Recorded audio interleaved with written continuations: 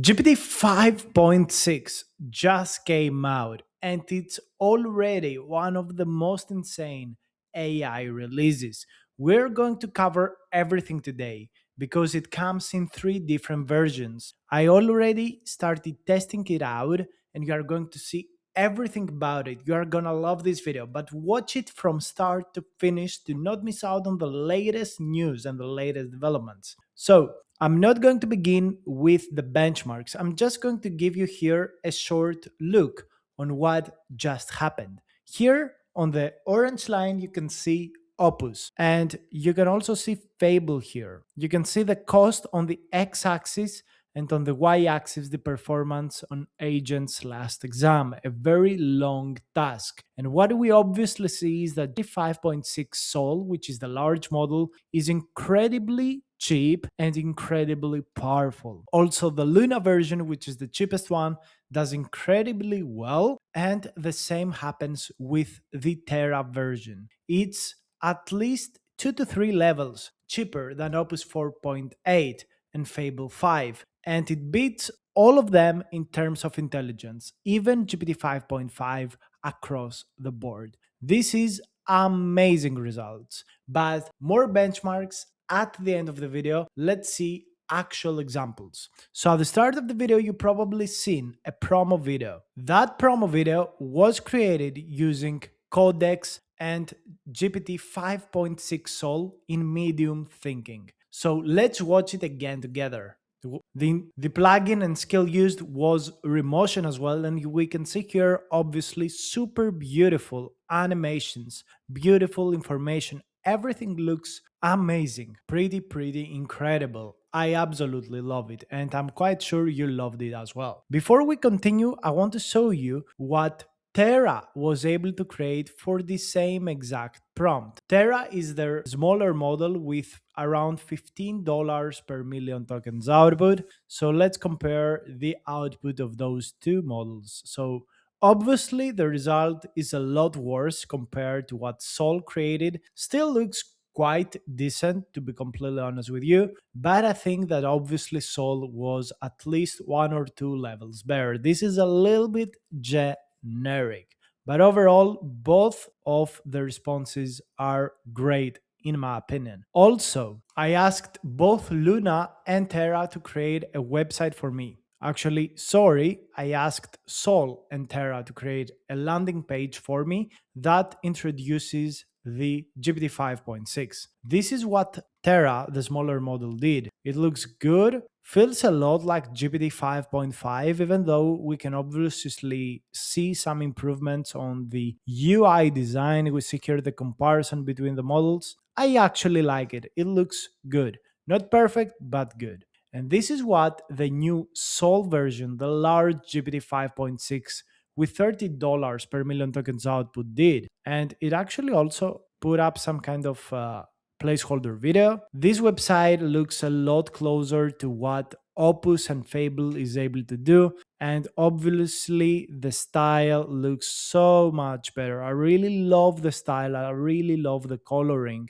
And yeah, GPT 5.6 is as costly as Opus 4.8, nearly, and a lot cheaper than Fable 5. And in real world tasks, the cost per task is even lower, it's even smaller. And this is absolutely amazing. I love the UI design of this website. It looks clean, modern, good, significant step in UI design technology from GPT 5.6. I love this. This looks so good. Great result. At least 1 or 2 levels better than Terra. And obviously, what we already see is that using the Sol version makes a huge difference, guys. We can already see it. Obviously, this, uh, obviously this model is a lot better. So this is what Terra did when I asked it to create a Flappy Bird game.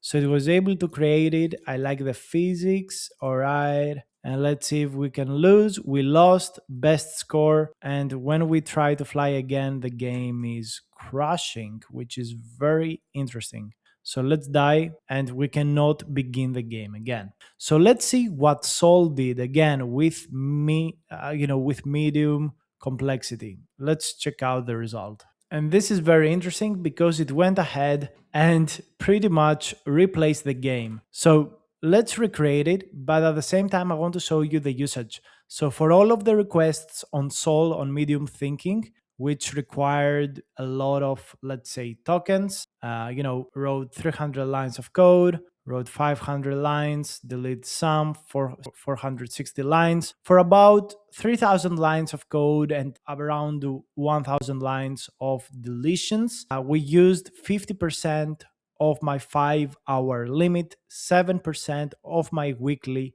usage. Reasonable, but still quite costly. So this is something that you need to factor in while you work with these models. They're not the cheapest ones out there. And again, everything was replaced. So this is some kind of codex issue that it replaces everything on top of the other. Let's open up a Pokemon Pokedex from Sol to see if it works. Reload the website. Doesn't seem to work, to be honest. So let's open an external browser. Let's see if it works. And we probably have to spin it up. Spin it up. And let's check out the Pokedex. So let's see if the Pokedex works with the Terra version. So it works. This is the neomorphic website. We see the collection. We can see the Pokedex. We can filter and sort. Really love the UI. Really see some unique stuff going on over here. All right. So about these buttons are not working. Toggle mode. All right. Looks good. Looks clean. Unique design. I like this. This is a good result. Let's go to the Flappy Bird clone and sadly create a new file.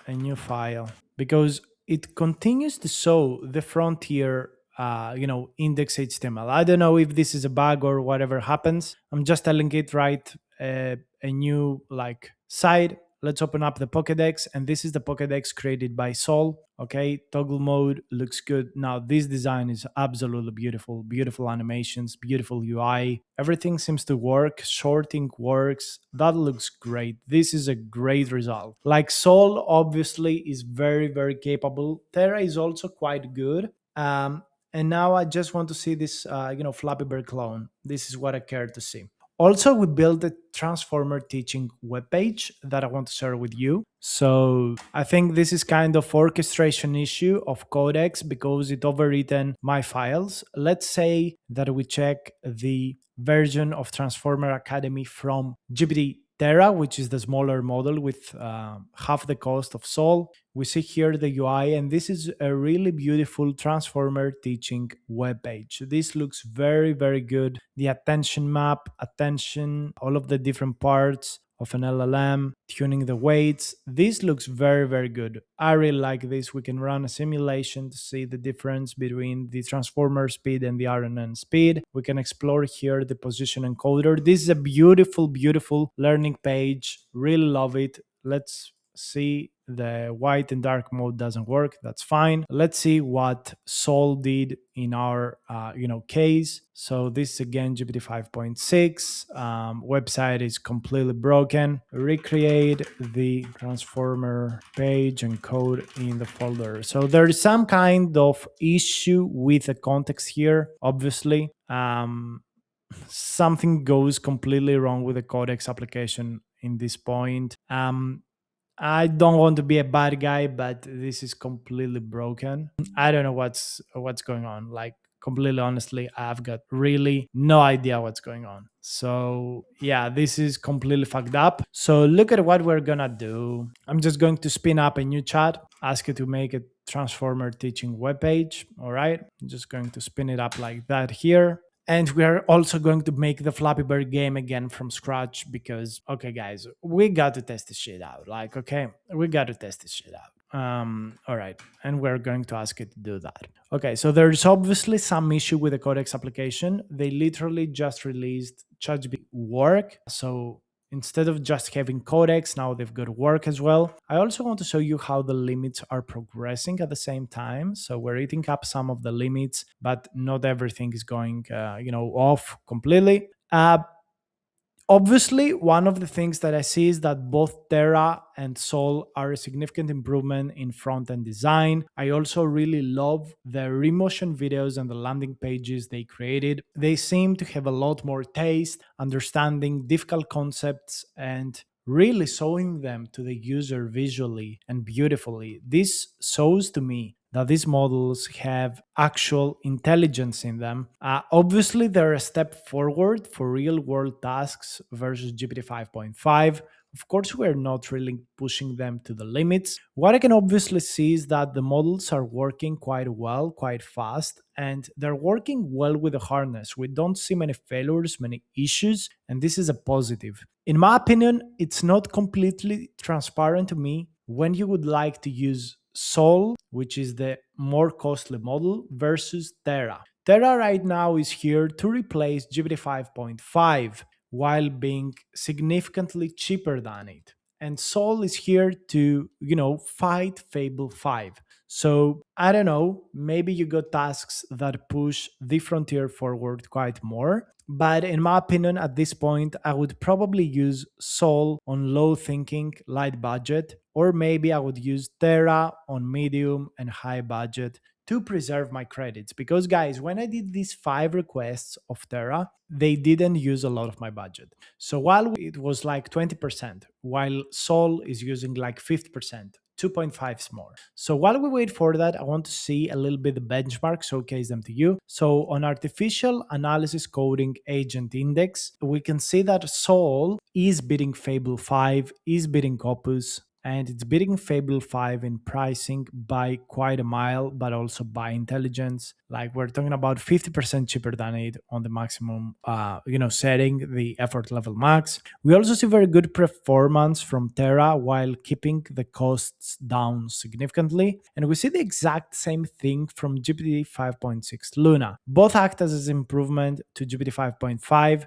with significant cost reduction, which is lovely to see. Like real world, everyday models are getting more capable and cheaper than their predecessors. And this is great to see. In terms of browse competition, we see here some very good results from GPT 5.6. This is pretty amazing. On GPTQ Val, again, the exact same thing. Like it's beating Opus across the board in terms of pricing and performance. This is a very, very solid release from OpenAI. Like, this is significantly interesting. And this is a presentation that was created by GPT 5.6. And here we can compare the output, not really having a strong opinion on what's better or what's worse. But yeah, I really find it interesting. This is completely tuned for real world tasks, keeping costs low, which is very important for OpenAI. And these results are very, very good. Like overall, in terms of most benchmarks, it's on top, similar to Fable. And it has just 1/3 of the cost of Fable on max reasoning. It's very cheap, it's not overthinking. It leads in all coding agent evaluations, which is pretty insane to be honest. And it has the highest presentation ILO. So this is very good at making presentations. Really interesting. And there is also cash right pricing, which I have no idea what this is. Probably a small cash right increase in the price of input tokens. This is okay. And it has a lot of low token use. It's not using a lot of tokens. So this is a model. GPT 5.6 Sol is Fable level model, but it's significantly cheaper. It's also on the Pareto frontier across all of the different model versions. What I see here is really interesting because Luna seems like a very good option, but also Sol at low setting seems like a very sensible option. This is very, very interesting. Sol at low looks very good. Usually I was using GPT 5.5 on low, and for the same pricing, I can do this jump, this increase in quality and performance, which for me personally looks very interesting. Even Luna and Terra on medium or X high looks very interesting. Like this section here looks so good because I jump from this point upwards by a significant mile, at least 25% intelligence. So this looks very interesting. Let's see we have here. So we can actually play the Flappy Bird game, hopefully. Let's check it out. So this is a Flappy Bird game, and this is a very unique Flappy Bird game created by the GPT 5.6 model. We're able to also respawn. Now this is unique, and this is stylistically, it's not exactly like Flappy Bird, which is not what we want. We actually don't want something unique, and I really like it. Yeah, the model is good. This is a very, very good game. Very good job. I didn't expect to do such a good job, but it actually did. And now it says it's using some kind of skill. We're going to wait for this request. But overall, GPT 5.6 is a very solid model. And one of the things it lacked, and a lot of people were angry at it, was it didn't understand, it was not able to create nice UI. But obviously, this is something of the past. We can see here that both models are able to make beautiful websites. Obviously, Sol is insane at design. Like this website that it created is just way too beautiful, and it has loads of informations. So this model, even on medium setting, is not really, how to tell it, it's not lazy, it's working hard. And there are already news that this is at least a 2-month old model. So OpenAI has already solved this issue, has already solved those problems, which is very interesting. I'm also very interested in checking out ChatGPT Codex, but for work, ChatGPT Work. I really want to see what I'm able to create with work, what kind of presentations or whatever else they're going to offer in the application. I think we're in for some massive upgrades really, really soon. This is very exciting. Like we're living in one of the most exciting times the world has ever seen. Like we get AI improvements, we get all of these different things, developments, improvements. It's really an exciting time to be alive. It's really, really exciting to be alive right now. Like I don't know, it's like the movies, like the Matrix, like the Terminator. It's pretty insane. One of the things that I don't like is how it's usually changing and deleting a lot of things. It's also able to do browse use very effectively, very efficiently. So here we see the transformer teaching web page it's creating, and it's previewing it with browser use. We're at 32% on my 5-hour limit, which is totally fine, guys. It already has done quite a lot of work. Look at all of these different chats. Like we're talking about at least maybe, 4 to 5 hours of sensible work, but you will tell me, does it so fast? Yes, I understand. I get it. I agree. But in a real world use case, you would create something, you would test it out, you would preview it. And this is what it does. It also checks different screen dimensions, which is interesting. And the design obviously is very, very unique. Here, let's see what it does. Yeah, it works. This is pretty amazing. Context is a web, not a line. Okay, so this is attention, visualizes attention, and inside the block visualizes the architecture. This is very unique. I've never seen anything like that. Looks very good. Dark mode works beautifully. Beautiful animation here.